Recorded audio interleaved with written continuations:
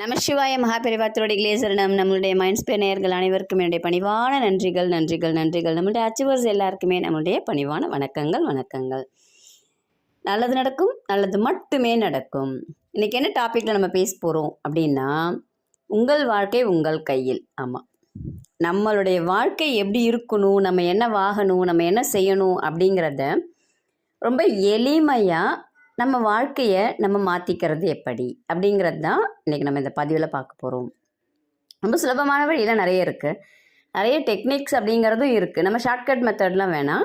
நம்ம சுலபமாக நம்ம ஒரு 5 பைசா செலவே இல்லாமல் நம்ம நார்மல் லைஃப்பில் இருந்துகிட்டே நம்மளுடைய வாழ்க்கையை நம்ம எப்படி செம்மையாக்கிக்கலாம், நம்மளுடைய வாழ்க்கை முறையை எப்படி மாற்றிக்க முடியும் அப்படிங்கிறது தான் இந்த பதிவில் நம்ம பார்க்க போகிறோம்.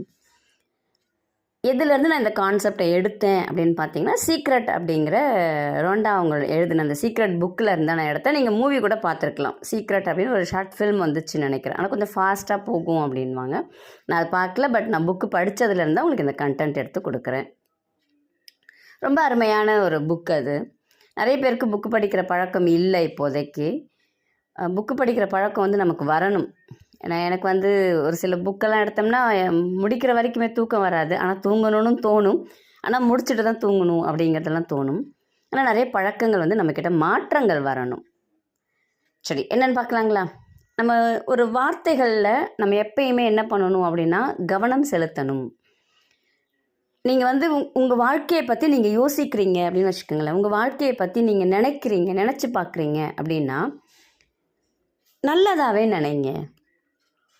எனக்கு இது நடக்கணும் அப்படின்னு நினைக்கிறீங்கன்னா அதை பற்றி தேட ஆரம்பிங்க, அதை பற்றி யோசிக்க ஆரம்பிங்க. அதுதான் சீக்ரெட்டே. ரகசியம் என்னென்னா, எனக்கு ஒன்று தேவைன்னு நான் யோசிக்கிறேன்னா அதை பற்றி தான் நான் யோசிக்க ஆரம்பிப்பேன், அதை பற்றி தான் நான் தேட ஆரம்பிப்பேன்.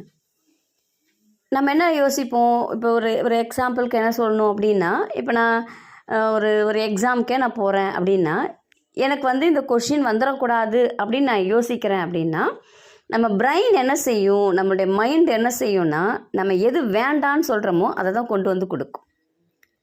இல்லை, எனக்கு என்ன வேணும் அப்படிங்கிறத தான் நீங்கள் என்ன பண்ணணும் அப்படின்னா யோசிக்கணும். நான் நல்லா தூங்கணும் இன்றைக்கி, நான் நல்லா சாப்பிட்ணும் இன்றைக்கி, நான் நல்லா வேலை செய்யணும் இன்றைக்கி, நான் நல்லா எக்ஸாம் எழுதணும், நான் எல்லாமே செய்வேன், நல்லதாகவே எனக்கு நடக்கும், நான் நல்லதாகவே நினைப்பேன், நான் அடுத்தவங்களுக்கும் நல்லதை தான் செய்வேன் அப்படிங்கிறத நம்ம ரிப்பீட்டடாக நம்ம மைண்டுக்குள்ளார சொல்ல ஆரம்பிக்கணும். நினைப்பதெல்லாமே உண்ணுவதெல்லாம் உயர் உள்ளல்னு சொல்லுவாங்க. அந்த உள்ளுவது அப்படிங்கிறது என்ன அர்த்தம்? நம்ம நினைக்கிறது உயர்வாகவே நினைங்க. தப்பு இல்லை. நான் 1 கோடி சம்பாதிக்கணும்னு நினைக்கிறியா, 10 கோடி சம்பாதிக்கணும்னு நினைக்கிறியா, தப்பு கிடையாதே. நினைங்க, நான் சம்பாதிப்பேன், நான் சம்பாதிச்சிட்ருக்கிறேன், எனக்கு நான் நினைக்கிறது எல்லாமே நடக்கும். ஏன்னா ஒரு நல்ல ஒரு பெரிய ஒரு வீட்டில் இருக்கணும், நான் ஒரு நல்ல ஒரு ஆரோக்கியமாக இருக்கணும் அப்படின்னு நான் யோசிக்கிறேன் அப்படின்னா கண்டிப்பாக அதை பற்றின எண்ண ஓட்டங்கள் தான் நமக்கு இருக்கணும். என்ன செய்யணும்? நீங்கள் ஒரு டைம் அலோகேட் பண்ணிக்கங்க உங்களை பற்றி நீங்கள் திங்க் பண்ணுறதுக்கு. உங்களுக்கு என்னென்னலாம் தேவைகள் இருக்குது ஃபஸ்ட்டு எழுதுங்க. அதை எதெல்லாம் நடக்காது அப்படின்னு நினைக்கிறீங்களோ அதை ஒரு பேஜில் எழுதுங்க. திரும்ப உங்கள் தேவைகளையும் நடக்காதுன்னு நினைக்கிறதையும் கம்பேர் பண்ணுங்கள். நடக்காதுன்னு நினச்சது நடந்துட்டதா பக்கத்தில் ஒரு பேஜில் எழுதுங்க. உங்கள் தேவைகள் நடக்காதுன்னு எதெல்லாம் உங்கள் லிஸ்ட்டில் இருக்கோ அது எல்லாமே, உங்கள் தேவைகள் எல்லாமே நடந்த மாதிரி பக்கத்தில் எழுதுங்க. நீங்கள் எழுதிட்டு நடக்காதது ஒவ்வொன்றுத்தையும் ஸ்ட்ரைக் அவுட் பண்ணிவிடுங்க. உங்கள் தேவைகள் எல்லாமே நடந்துக்கிட்டு இருக்குது. நான் ஒரு எக்ஸாம்பிளுக்கு நான் சொல்கிறேன். எனக்கு மாதம் ஒரு 50,000 எனக்கு சம்பளம் கிடைக்கணும் அப்படின்னு நினைக்கிறேன். நான் அது எனக்கு கிடைக்காது, அது கிடைக்க 10 வருஷம் ஆகும், இந்த மாதிரி யோசிக்கக்கூடாது. எனக்கு கிடைச்சிட்ருக்கு, ஆல்ரெடி எனக்கு கிடைக்கிற சம்பளத்துக்கு நான் நன்றி சொல்லணும்.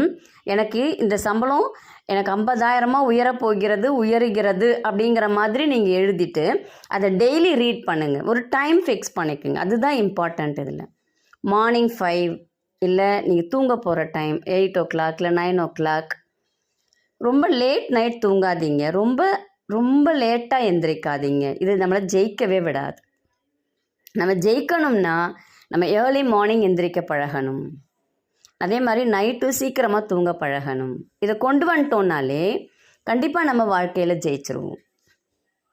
நம்ம எதெல்லாம் வேணும் அப்படின்னு ஆசைப்படுறீங்களோ அதெல்லாம் நடக்காதுன்னு உங்கள் மைண்டில் நீங்கள் ஸ்டோர் பண்ணி வச்சிட்டிங்கன்னா அதை எரேஸ் பண்ணி ஆகணும். அதுக்கு தான் அது எல்லாமே நடந்துருச்சுங்கிற மாதிரி எழுதுறீங்க. ஃபார் எக்ஸாம்பிளுக்கு இப்போது நான் ஒரு கார் வாங்கணும் அப்படின்னு ஆசைப்பட்றேன். அது எங்கே எனக்கு கிடைக்க போகுது, நான் எப்போ வாங்க போகிறேன், 10 வருஷம் கழித்து வாங்க போகிறேன், அப்படி யோசிக்கவே கூடாது. நீங்கள் யோசிச்சிட்டிங்கனாலும் பரவாயில்ல, அதை எழுதிடுங்க. அதை எழுதிட்டு அதை ஸ்ட்ரைக் அவுட் பண்ணிவிட்டு பக்கத்தில் நான் கார் வாங்கியதற்கு நன்றி, என்கிட்ட அந்த கார் இருக்குது, நான் அந்த காரில் இங்கே போனேன், அந்த கோயிலுக்கு போனேன், அந்த ஊருக்கு போனேன், எங்கள் சொந்தக்காரங்க வீட்டுக்கு போனேன், எழுதுங்க, யோசிங்க. கண்டிப்பாக அது உங்கள் கண்ணு முன்னாடி நடக்கும். நீங்கள் யோசிக்க வேணாம், அதை இப்படி வருமா அப்படி வருமானலாம் நினைக்க வேணாம். நான் ஒரு வீடு வாங்கணும், எனக்கு நான் ஃபாரின் ட்ரிப்பு போகணும், நான் இதை அச்சீவ் பண்ணணும், நான் இவ்வளோ பேருக்கு நான் கொடுக்கணும், இன்னொரு பழக்கம் வரணும். இதெல்லாம் உங்களுக்கு நடக்கணும்னா நீங்கள் சேரிட்டிக்கு கொடுக்குற பழக்கத்தை கொண்டு வரணும். சேரிட்டினா நீங்கள் ஏதாவது போய் ஒரு டொனேஷன் பெருசாக கொடுக்கணும்னு இல்லை, ஒரு 2 பேருக்கு சாப்பாடு வாங்கி கொடுத்தீங்க அப்படின்னா தான் உங்களுக்கு வர ஆரம்பிக்கும். கொடுக்கும் இடத்தில் தான் கொடுக்கப்படும், கொடுக்காத இடத்தில் எடுக்கப்படும் அப்படின்னு சொல்லுவாங்க. நீங்கள் கொடுக்க கொடுக்க உங்களுக்கு பணம் வந்துக்கிட்டே இருக்கும். நீங்கள் யார்கிட்ட வாங்கிட்டு கொடுக்கலன்னா கூட தயவு செஞ்சு அவங்கள்ட்ட எக்ஸ்கியூஸ் கேட்டுட்டு அவங்கள்ட்ட அந்த பணத்தை திருப்பி கொடுங்க. கொடுக்க கொடுக்க கடவுளும் யூனிவர்ஸும் போட்டி போட்டுட்டு உங்களுக்கு கொடுப்பாங்க. நீங்கள் கொடுக்கலன்னா வர வேண்டியதையும் உங்கள்கிட்ட எடுத்துருவாங்க. இது லாஜிக்கு தெரிஞ்சுக்கணும். எனக்கு பணமே வரமாட்டேங்குது சொல்லாதீங்க, எனக்கு பணம் வருதுன்னு சொல்லுங்கள். நான் இவ்வளோ சம்பாதிக்கிறேன்னு சொல்லுங்கள். உங்களுடைய எண்ணங்களை கொஞ்சோண்டு மாற்றுங்க. என்ன பண்ண போகிறீங்க, சிம்பிளாக மார்னிங் ஒரு டைம் ஃபிக்ஸ் பண்ணிக்கோங்க, இல்லை ஈவினிங் ஒரு டைம் ஃபிக்ஸ் பண்ணிக்கோங்க. ஃபிக்ஸ் பண்ணிவிட்டு உங்களுடைய ஆசைகள் என்னவோ அதை எழுதுறீங்க. இதெல்லாம் நடக்காதுன்னு உங்கள் மனசில் இருந்துச்சு அப்படின்னா அதையும் எழுதுறீங்க. உங்களுடைய ஆசைகள் எல்லாமே நடந்த மாதிரி எழுதுறீங்க. எழுதிட்டு நடக்காதுன்னு எழுதின பேப்பர்லேருந்து ஒவ்வொன்றா ஸ்ட்ரைக் அவுட் பண்ணிடுறீங்க. ஸ்ட்ரைக் அவுட் பண்ணிவிட்டு ஒன்று கிழிச்சு போட்டுருங்க, இல்லை எரிச்சிருங்க. நீங்கள் நடந்துருச்சுன்னு எழுதியிருக்கீங்க இல்லையா 3வது பேப்பர், அதை எடுத்து வச்சுக்கிறீங்க. டெய்லி அதை ஒரு 5 நிமிஷம் ரீட் பண்ணுங்கள். ரீட் பண்ண உங்கள் மைண்டுக்குள்ளார அது ஸ்டோர் ஆக ஆரம்பிக்கும். ஆட்டோமேட்டிக்காக உங்கள் மைண்டு யூனிவர்ஸ் கூட கனெக்ட் ஆகும். உங்களுக்கு தேவையான வழியை கொண்டு வந்து கொடுக்கும். நம்பிக்கையோடு செய்யுங்கள், நல்லது மட்டுமே நடக்கும், நல்லது நடக்கும்.